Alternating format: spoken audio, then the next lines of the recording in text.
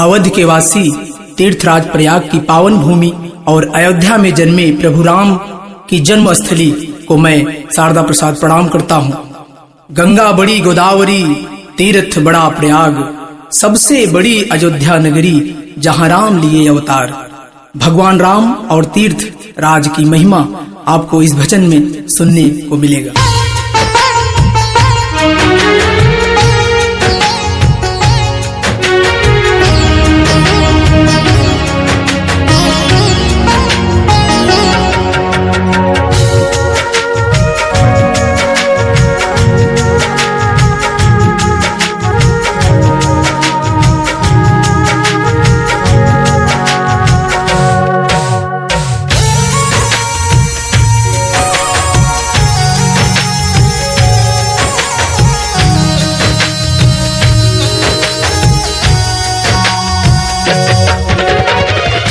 निर्मल बहे जहवा गंगा जी के पानी, निर्मल बहे जहवा गंगा जी के पानी। ऋषि मुनि जेकर कहला कहानी, प्रयागराज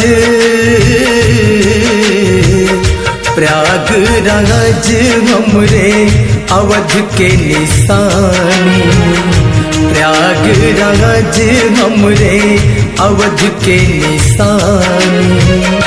निर्मल बहे जहवा गंगा जी के पानी, निर्मल बहे जहवा गंगा जी के पानी।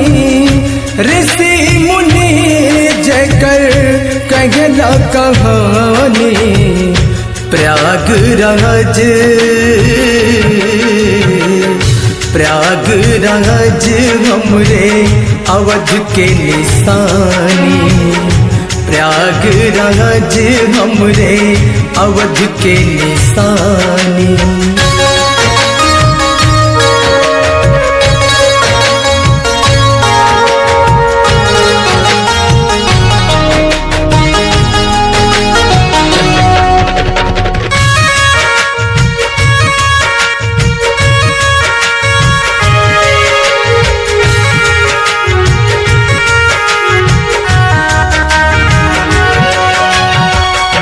अवध नगरिया जहाँ सरयू के धारा, वहीं पे जन्मे जग के पालनहारा।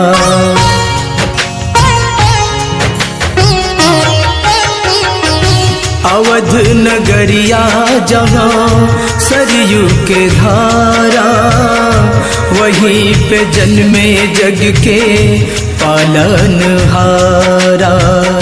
चंदन है माटी पूजा व्रत उपवास है, चंदन है माटी पूजा व्रत उपवास है। स्वर्ग की खुशबू जहाँ देवों का वास है, हिल मिल रहे जहाँ सब नर नारी। प्रभु की कृपा से नहीं कोनो दुखारी। तीर्थों का राजा जहाँ सब जग जानी, तीर्थों का राजा जहाँ सब जग जानी। राम लला की कहला कहानी, प्रयागराज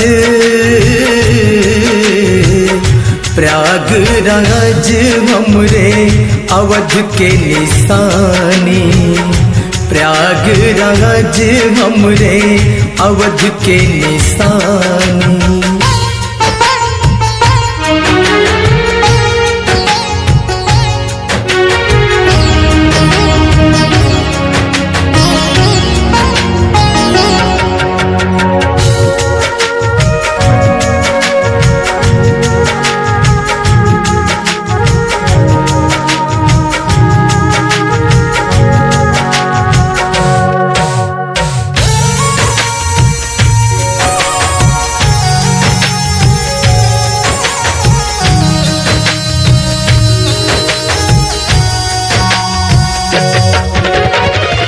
14 बरस को जब प्रभु बन आए, त्रिवेणी के घाट नहाए।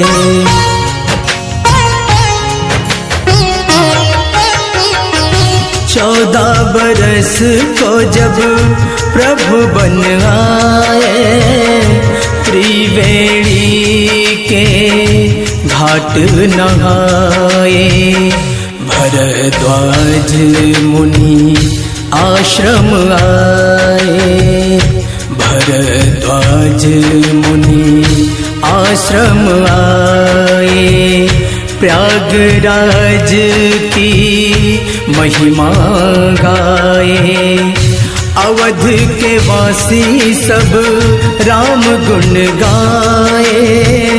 गंगा जमुना सरस्वती जहाँ हिल मिल जाए, अवध की धरती गंगा जमुना के पानी, अवध की धरती गंगा जमुना के पानी। सदियों से गाता है राम की कहानी। प्रयागराज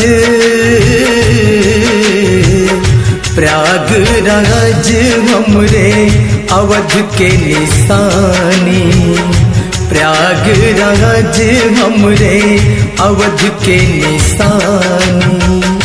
निर्मल बहे जहवा गंगा जी के पानी, निर्मल बहे जहवा गंगा जी के पानी। ऋषि मुनि जेकर कहला कहानी। प्रयागराज प्रयागराज हमरे अवध के निशानी, प्रयागराज हमरे अवध के निशानी। निर्मल बहे जहवा गंगा जी के पानी, निर्मल बहे जहवा गंगा जी के पानी।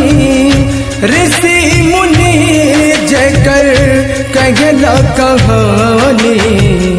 प्रयागराज प्रयागराज हमरे अवध के निशानी, प्रयागराज हमरे अवध के